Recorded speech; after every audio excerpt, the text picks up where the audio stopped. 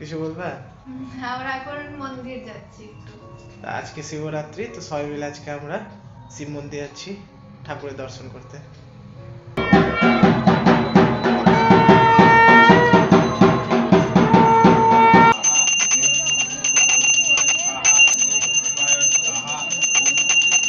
তারপর এখানে পুজো হচ্ছিল, দাঁড়িয়েছিলাম।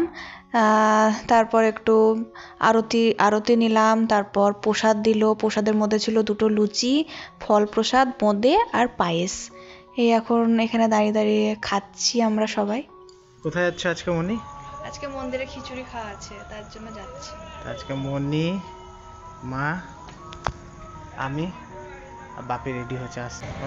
খিচুড়ি খাওয়ার সময় দেখা হবে।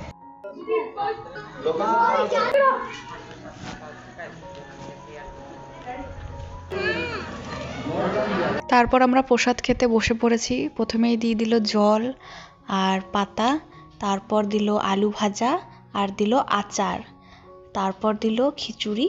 সমস্ত ভেজিস দিয়ে খিচুড়ি করেছিল, ভালো লাগছিল। আর তারপর দিয়েছে এখানে আলু সিদ্ধ। এখানে আমরা খেতে বসে গেছি। সব শেষে ছিল গোলাপ জামুন, মিষ্টি আর পাঁপড় ভাজা। টাটা।